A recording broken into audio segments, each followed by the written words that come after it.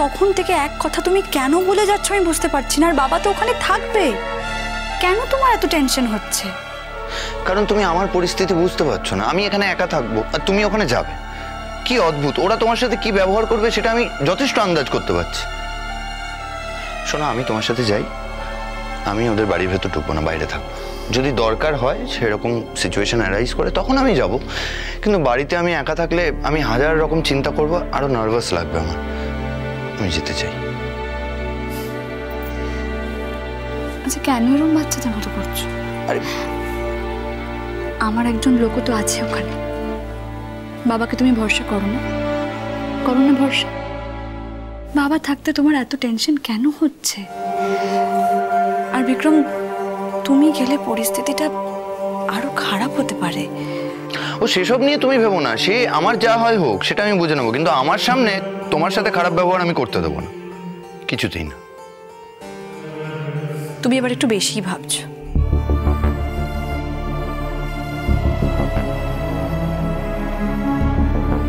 আমি বুঝতে পারছি না, যারা এত বড় একটা কাণ্ড,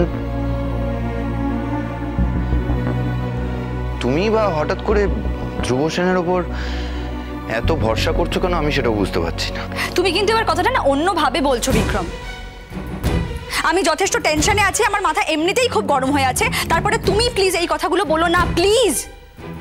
তোমার সঙ্গে এই কথাগুলো যায় না। ঠিক আছে, বলবো না। আর এই ধরনের কথা আমি বলতেও চাই না। আমি শুধু বলতে চাই যে আমি তোমায় ওখানে একা যেতে দেব না। সেটা হয় না বিক্রম, অনেক অসুবিধে আছে। অসুবিধে? আমি বুঝতে পারছি না, আমি তোমার সাথে যেতে চাই, তাতে কিসের অসুবিধে?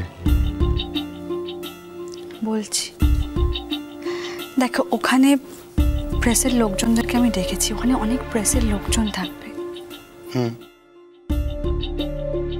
আর আর দেখো, একটা কথা তো তোমাকে মানতে হবে যে লড়াইটা আমার লড়াই। এই লড়াইটা আমাকে একা লড়তে হবে। এই লড়াইটা আমাকে একা লড়তে দাও বিক্রম। কেউ কারোর হয়ে লড়াইটা লড়ে দিতে পারে না। আমি জানি, আমি তোমার গা ছুঁয়ে বলছি, আমি খুব ভালো করে জানি যে প্রত্যেকের লড়াই নিজেদের এবং সেটা অন্য কেউ লড়ে দিতে পারে না, কিন্তু পাশে তো থাকতে পারে। আমি তো লড়াই লড়তে চাইছি না। আমার লড়াই তুমি আমার পাশে থাকোনি বলো, তাহলে আমি কেন থাকতে পারবো? তুমি তো আছো, তুমি তো আমার লড়াইয়ে সব সময় আমার সঙ্গে আছো, কিন্তু সঙ্গে থাকা মানেই কি সঙ্গে যেতে হবে? দেখো, আমি জবে কনসিভ করেছি, ঠিক তারপরেই তো তোমার সঙ্গে আমার দেখা। তখন থেকে প্রত্যেকটা মুহূর্ত, প্রত্যেকটা লড়াইতে তো তুমি সবসময় আমার সঙ্গে ছিলে। শুধু আজকে আমার এই রিকোয়েস্টটা রাখো বিক্রম, আমার সঙ্গে আজকে যেতে চেও না। এতবার করে বলছি যে আমি ওদের বাড়িতে ঢুকবো না, তাও নিয়ে যেতে চাইছো না কেন? এখন তো এটা নিয়ে আমার কৌতূহল হচ্ছে।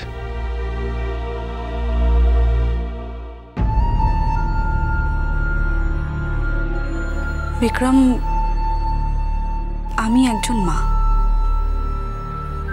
আমার বাচ্চাকে অন্যায়ভাবে আমার কাছ থেকে কেড়ে নেওয়া হয়েছে। সেই বাচ্চাকে আমি ফেরত আনতে যাচ্ছি। ধ্রুবর বাবা আমাকে নিচে উনি সাহায্য করছেন। তারপরেও তোমার কেন এত টেনশন হচ্ছে আমি জানি না, কিন্তু তুমি গেলে সিচুয়েশনটা অন্যরকম হতে পারে, তুমি বুঝতে পারছো না। ও, আমি গেলে অন্যরকম হয়ে যাবে কেন?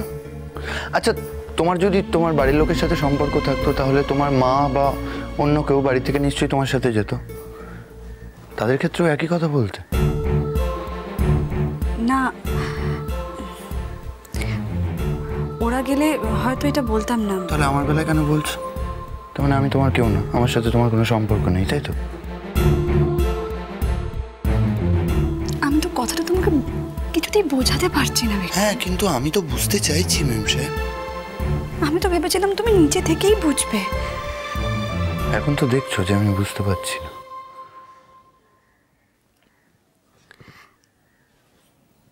বিক্রম, সত্যি কথাটা বললে তুমি কষ্ট পাবে, আমি তোমাকে সেই কষ্টটা দিতে চাইছি না। দেখো, কষ্ট যদি পাওয়ার থাকে তাহলে এখন জানলেও কষ্ট পাবো, পরে জানলেও কষ্ট পাবো। তার চেয়ে এখনই বলে দাও, পরের জন্য আর অপেক্ষা করবো কেন?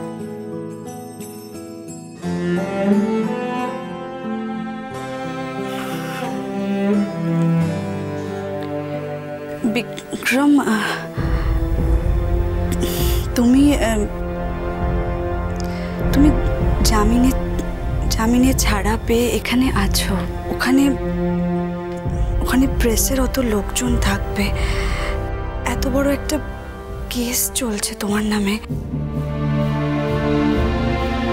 ও হ্যাঁ, আমি তো ভুলেই গেছিলাম। ভালো করেছো তুমি আমায় মনে করিয়ে দিলে। হ্যাঁ, এটা তো আমার ভাবা উচিত ছিল আগেই। আমি তো একজন ক্রিমিনাল, আইনের চোখে অপরাধী। একজন অপরাধী অন্যজনের অপরাধ নিয়ে প্রশ্ন কি করে করবে, তাই তো? Thank you ma'am. দেখেছো তো, সেই তুমি আমাকে ভুল বুঝছো, সেই মিসআন্ডারস্ট্যান্ড করছো তুমি আমাকে। না না, মিসআন্ডারস্ট্যান্ড করবো কেন? ভুল বোঝার কোনো প্রশ্নই ওঠে না। তুমি তো সত্যি বলেছো, কথাটা ঠিকই বলেছো। আমার তো তোমার জন্যই টেনশন হয় বিক্রম, তুমি এটা কেন বুঝতে পারো না? ধ্রুব সেন তোমার জামিন করিয়েছে, সেটা যে কারণেই করে থাকুক না কেন করিয়েছে। এখন যদি সে দেখে যে এই লড়াইতে তুমিও সামিল হয়েছো, তারপর যদি আবার নতুন করে তোমাকে বিপদে ফেলে, তখন আমি কি করব? না না, আমি আমার জামিন নিয়ে একটু ভাবছি না। আসলে আমি কেন এটা আগে মাথায় আসেনি বুঝতে পারছি না। ঠিকই, আসলে তোমার ক্রাইসিসটা এমনভাবে আমার ক্রাইসিস হয়ে গেছিল যে এই সমস্ত কিছু মাথায় আসেনি। তাই আমি ডেসপারেট হয়ে গেছিলাম তোমার সাথে যাব বলে। আমি জানি না বিক্রম, আমি জানি না তুমি আমাকে বুঝলে কিনা। আমি এটাও জানি না যে আমি তোমাকে বোঝাতে পারলাম কিনা। আমার জীবনে কোনোদিনই কোনো কথাই কেউ সহজভাবে তো নিতে পারেনি। কেউ কখনো আমাকে ঠিক বোঝে না, আমার কোনো কথা ঠিক বোঝে না। তাও তুমি যত রাগ করো, যত অভিমান করো আমার উপর, তোমাকে আজকে আমি সঙ্গে করে নিয়ে যাব না। না, এখন তো আমি বুঝে গেছি।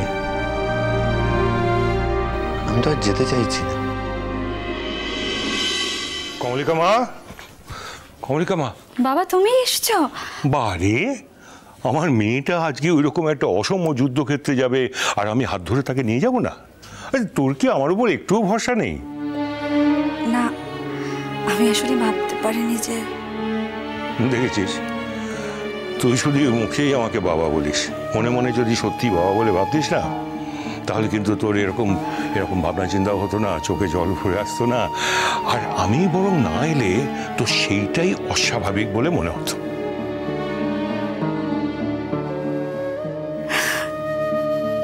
আসলে কি জানো তো বাবা, জীবনের স্বাভাবিক পাওনাগুলো না পেতে পেতে এখন হঠাৎ করে কিছু পেলেই মনে হয় আমার তো এটা পাওয়ার কথা ছিল না, তবে কেন আমি পেলাম।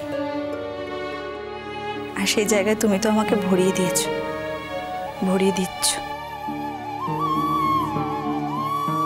পাগলেই মেয়ে আমার। চল চল চল, শোন, একদম দেরি করা যাবে না, জানিস? ওই একবারই লোকের সামনে থেকে, অনুষ্ঠান বাড়ি থেকে আমি কোনো রকমের ফাঁক নিয়ে চলে এসেছি, শুধু তোকে সঙ্গে করে নিয়ে যাবো বলে। চল, রেডি হয়ে নে। আমি তো রেডি। তুই রেডি? হ্যাঁ। তাহলে চল। আরে বিক্রম বাবু, কি ব্যাপার, একটাও কথা বলছো না আমার সঙ্গে? কি হয়েছে, মন খারাপ? না, মন খারাপ না, ঠিক আছে। তুমি এসে গেছো, আমি নিশ্চিন্ত হয়েছি। অনেক প্রতিকূল অবস্থাতেও এরকম বিমর্ষ আমি তোমাকে কখনো দেখিনি বাবা। সব জিনিস সবাইকে মানায় না। কি হয়েছে, টেনশন হচ্ছে কেন? আমি তো আছি, আমার উপর তোমার এতটুকু ভরসাও নেই? না, টেনশন তো করছেই, তাছাড়াও রাগও হয়েছে। এমন করছো অ্যাজ ইফ আমি একটা বাচ্চা। মিষ্টি কুটু মিষ্টি কুটু মিষ্টি কুটু।